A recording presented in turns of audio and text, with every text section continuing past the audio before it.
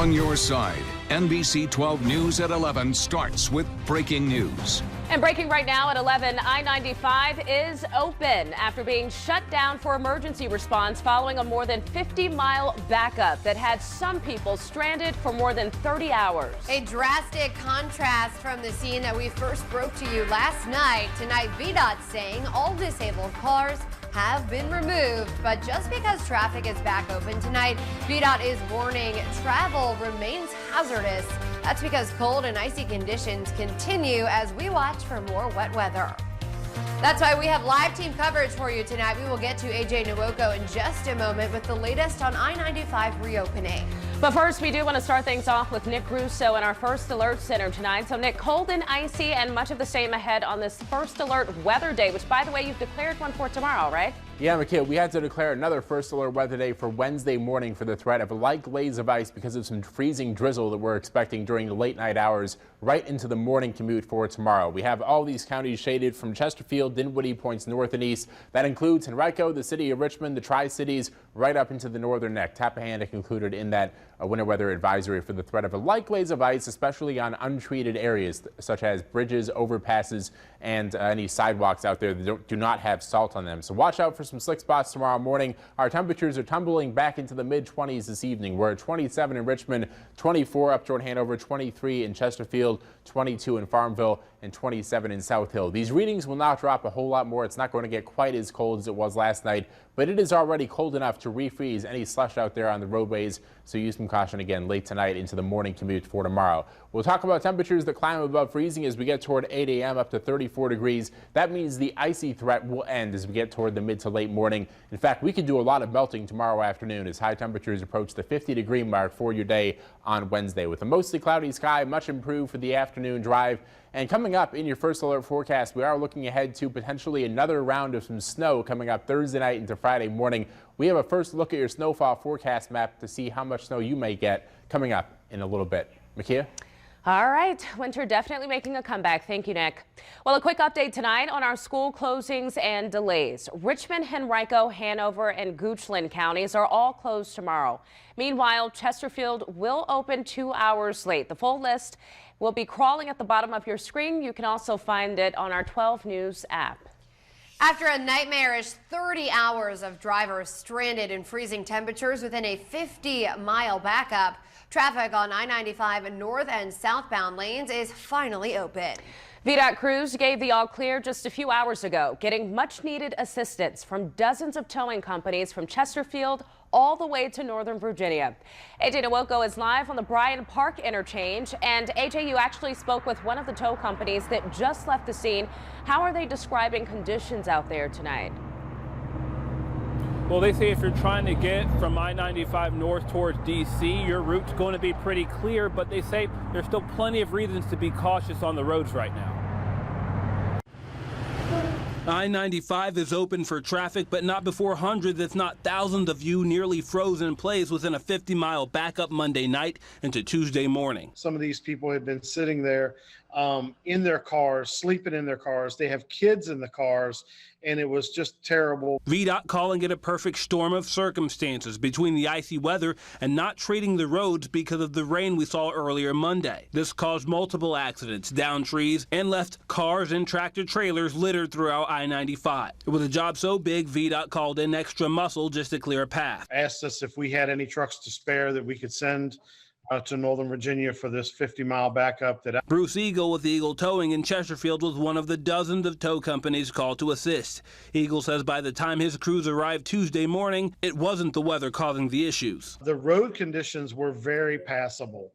The problem was the traffic, and there was nowhere for the traffic to go. Despite the roads being cleared, VDOT says secondary routes and neighborhoods remain in severe condition. They're warning drivers in the Fredericksburg area to avoid unnecessary travel. As for those of you who left your cars in search for relief, Bruce says your vehicle has been towed, but not at your expense. If their car was out of gas or broken down or disabled somehow, we were asked to load those vehicles on our trucks and carry them to the next available commuter parking lot. There should be no cost to the vehicle owner whatsoever. I believe VDOT is taking care of everything as far as Now, VDOT, or the towing company, then VDOT, say if you're looking for your car, which was hauled off on I-95, they said it's going to be at one of the VDOT commuter lots nearest to where your car was left and then towed. If you need help narrowing that search down, you're asked to call VDOT service number at 1-800-367-7623. That'll do it for us now live in Richmond. AJ Nwoko, NBC12. All right, thank you, AJ. Good to see traffic moving again. Well, tonight we are on your side getting some answers about why so many of you were stranded for so long. Many called on the governor to deploy the National Guard, but Governor Northam responded saying that the National Guard is not a rapid response team. We knew this storm was coming. We advised people to stay off the roads. And when we have these warnings, people need to heed them to keep themselves safe. Well, Governor Northam said a series of accidents along with downed trees hampered the state's response to those trapped. And it is not just the roads that are seeing delays. Amtrak regional rail customers have been sitting on their trains at a standstill for hours. Tonight, I talked with a family that doubts they will ever travel by train again. We're going on 37 hours. Trapped on the train tracks. And now the train stopped and they're saying another hour-and-a-half delay. With no end in sight for passengers like Kip and Anna Knauer. The couple, along with their 1- and 2-year-old children, returning home to Pennsylvania from Walt Disney World. Everybody understands we're in a weird time and there's weird weather, but you've got to keep the communication open. They thought they were making a smart decision by riding regional rail, staying safe on a train rather than fly during the pandemic. Yeah, I mean, we were trying to avoid exposure. You know, 2-year-olds are not consistent with their mask wearing, so we were like, there's no way we'd make it through like a 4-hour flight ordeal. But it turns out they thought wrong. We ran out of games and activities like many hours ago. Over 30 hours and counting, stuck in a standstill on this train sitting in Petersburg with little to no information being passed along by Amtrak staff. Yeah, just the communication was rough. Yeah. Just not knowing, you know, and that's hard playing around too. I mean, right now my children should be sleeping right now, not eating pepperoni pizza. Only one slice of pizza offered to each rider. A small consolation from the company that Knauers say just simply isn't enough. There's just not enough food or water, honestly. Lack of food, lack of supplies. We've had our announcement saying, does anyone have any size 4 diapers? The family left Florida at 4 in the afternoon yesterday and were expected to arrive home to Pennsylvania at 9 this morning. But with no light at the end of the tunnel, a trip to the happiest place on earth quickly becoming an utter disaster. Is there anything I didn't ask you guys specifically that you wanted to add or touch on? Can you come get us? Yeah. Wow, and get this, Kip's parents decided to drive back home to Pennsylvania instead of taking the train. They ended up staying the night in a hotel in South Carolina and even passed the stopped train on their way home. They tried to stop and pick up Kip and his family, but Amtrak would not let the passengers get off of the train. Kip's parents eventually making it home before them by a whopping 8 hours. Wow. Well, thousands of people remain without power tonight, and they could be out for days. The heaviest outages are now being reported in the most rural parts of the state. The situation's so bad that crews from other states are now stepping in to help. Here are the latest outage numbers right now. Dominion is reporting around 4,000 customers in the Richmond area. Rappahannock Electric is reporting about 50,000 outages. Southside Electric has 4,000 customers in the dark right now. And Northern Neck Electric is hovering at about 2,300 outages. Well, these outages are forcing many families to flee their freezing homes and find hotels. Energy crews with Dominion and Rappahannock Electric Cooperative say that it is taking longer to restore power due to the nature of the storm. The heavy wet snow is causing more trees to snap, damaging power lines, which makes it even harder for crews to get through to fix the trouble. They say it could still be a few days before power is completely back on. This storm is different in the fact that this is a snow we don't experience in Virginia very much. So it just adds some more logistical challenges where we're having to cut our way in and cut our way out of a lot of job locations. It's really too early to predict when power is going to be 100% restored. Like I said, a lot of the back roads are still impassable. And if you consider the amount of ground people have to cover, you can understand why it's going to take some time.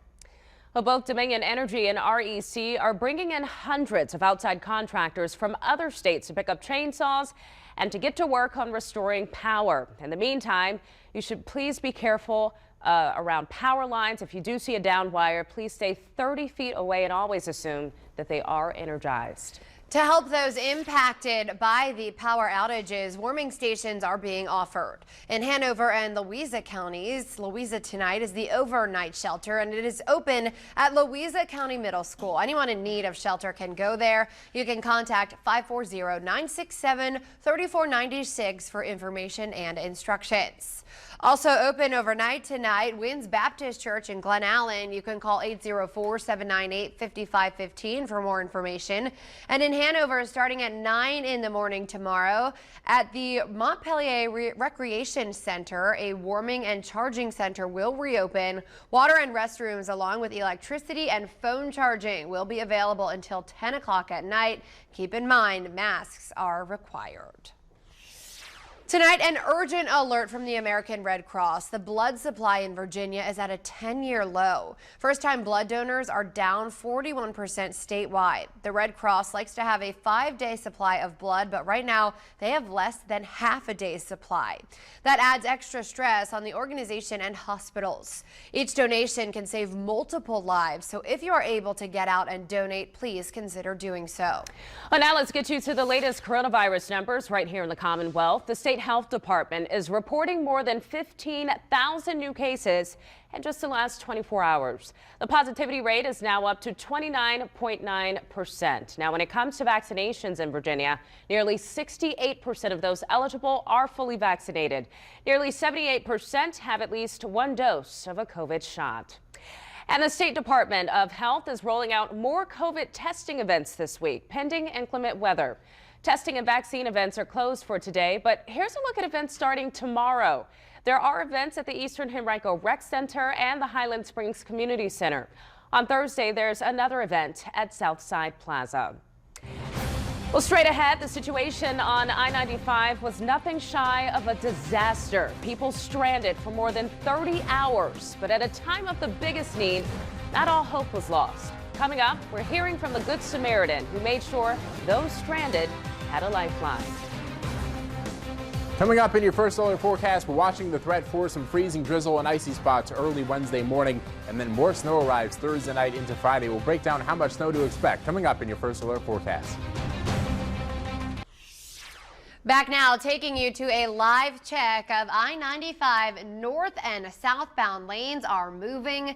Now, just because the roads are clear of traffic does not mean that you should be driving tonight. I want to point your attention to the bottom left quadrant on your screen. You can see the flashing lights of the emergency vehicles there, tending to the cars that may have had some issues out on the slippery roads this evening. Just because things are moving doesn't mean you can just throw all caution to the wind. Tonight, VDOT is still encouraging folks to stay home as the roads remain icy and dangerous.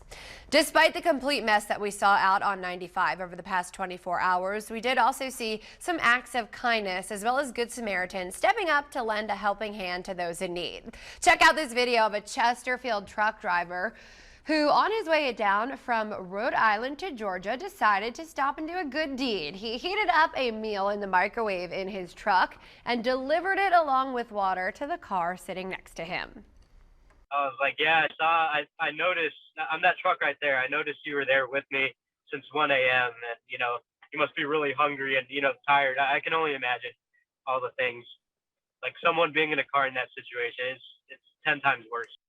Gachet says he always keeps extra supplies in his cabs for emergency situations and was able to make it back on the road late this afternoon. So grateful for Good Samaritans like him. Well, Richmond police are touting a new effort to stop crimes before they even happen. On New Year's Eve, officers seized 12 illegal guns and drugs and arrested 10 people through Operation Red Ball. The crackdown took place at a number of locations across the city, including Creighton Court, Hillside Court, Wickham Court, and Woodland Crossing.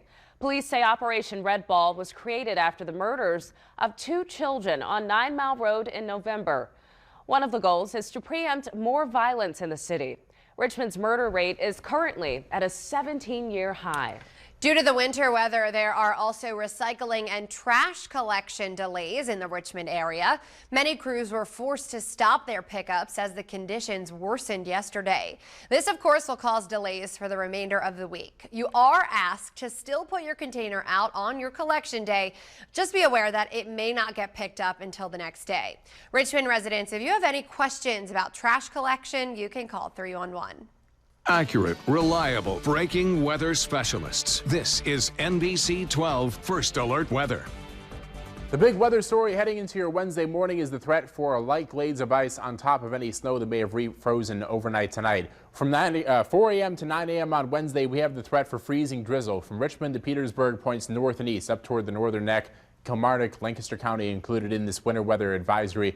Not going to be a major amount of ice, but sometimes all it takes is a light glaze out there to cause problems in the roadways, especially the bridges, overpasses, and those side roads overnight tonight. So use some caution for the morning commute tomorrow. As we look at our B&W Builders WeatherNet sites, temperatures dropping into the mid and low 20s. We're at 21 degrees in Goochland at Bird Elementary School, 26 in Midlothian at the Millwood School, Prince George at 27 degrees.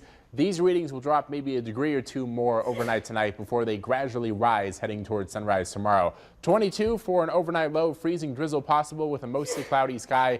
Your hour-by-hour forecast has a lot of clouds around. And notice those specks of pink showing up on the map as we get toward 3 a.m. That's that threat for some light freezing drizzle, especially in the early morning hours before the sun comes up. We will warm things up by 8 to 9 a.m., which means the ice will melt, and we're talking about a lot of snow melting tomorrow as well, especially during the afternoon when temperatures make a run into the upper 40s, close to 50 degrees. You'll see that on the hour-by-hour forecast. We'll be up to 42 degrees by noontime. A lot of clouds tomorrow. Don't expect to see a whole lot of sunshine on Wednesday, but again, it's going to be a whole lot warmer as we head into the afternoon for tomorrow. The next big thing we're tracking is a chance for a little bit more snow coming up Thursday night into Friday morning. We have increased our chance for snow on the snow tracker to a 6 out of 10. This is going to be a lighter snowfall than what we just went through for most of us, especially north and west of town, where they picked up a lot of snow this time. We're talking about a little bit of snow coming up late Thursday night into very early Friday morning. Here we are at midnight Thursday night into Friday. Some snow coming down across much of central Virginia, with the exception being our southeasternmost counties. It's going to be hard to get much snow accumulating from Greensville County points south and east. As we get toward 3 a.m. Friday, this area of low pressure passes to our east, and that's going to put an end to the chance for snow as we get towards 6 a.m. Friday morning. So the snow will be out of here for the morning drive, but there likely will be slippery roads and potentially school delays and cancellations again coming up Friday due to that accumulation of snow. This is our early forecast for snowfall amounts, a widespread 1 to 3 inches. Those 1-inch amounts farther south and east. So from Richmond down to Petersburg, East Henrico, Prince George, you're probably talking about more like 1 inch, whereas areas farther north and west, Louisa to Caroline, could be more like 3 inches. So much like our last storm, the highest amounts will be to our north and west, but nothing like what we just went through. The wind is not going to be as bad either, so likely not talking about too much in terms of power outages this time. As we look at our 7-day forecast, upper 40s, close to 50 the next couple of days, and much colder for Friday and Saturday. Saturday starts off mostly sunny, some showers likely for us on Sunday, but as temperatures reach the 50-degree mark to close out the weekend, that will just be in the form of plain old rain. And to get early next week, we could have a big-time Arctic blast. Temperatures in the 40s Monday, but may struggle to get to 30 degrees for a high by this time next week. We'll have more news coming up.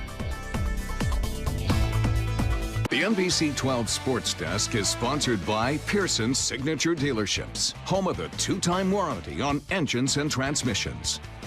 In sports tonight, VCU will be honoring basketball legend Travion Graham later on this month. On January 22nd, number 21 will be hoisted into the rafters at the Siegel Center. Graham was one of the greatest players to ever wear the black and gold. His 1,882 points rank second on the program's all-time scoring list. He played in the NCAA tournaments in all 4 of his college seasons. VCU says more details are to come about the ceremony. The Washington football team says it will unveil its new name on February 2nd. The Commanders, Defenders, Red Hogs, and Presidents are all among the finalists. Now, we do not know what the team is leaning towards, but the team's president confirmed it won't be the Red Wolves. The organization dropped their old name back in 2020 after decades of complaints.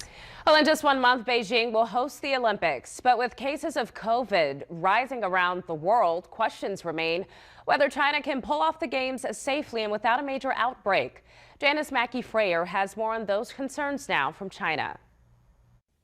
The countdown is on, the venues are ready, but athletes and organizers are on edge, and it's going to be a test of the elaborate measures that officials here have in place to ensure COVID outbreaks don't derail the Olympics. The closed loop zones in Beijing and the 2 areas hosting mountain events will enforce daily testing.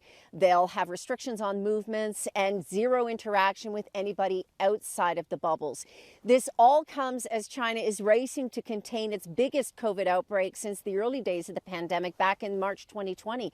The city of Xi'an is in its 2nd week of a total lockdown. 13 million people are confined to their homes. Now, COVID, of course, is not the only challenge facing these games, with the diplomatic boycott by U.S. officials and other countries, as well as the controversy around Peng Shuai, who is expected to meet the IOC president before the end of the month. Now, given the rise in Omicron, there are questions being asked about the risks that come with hosting a big international event like this. But China's government and Games officials are adamant the Games will go smoothly and the Olympics will go ahead on schedule. Janice Mackey-Frayer, NBC News, Gansu, China. Well, NBC12 is your home for the 2020 Beijing Winter Olympics. The Games kick off on February 3rd, and you can watch all the action right here. That's a quick look at sports. We're back right after this. Stay with us.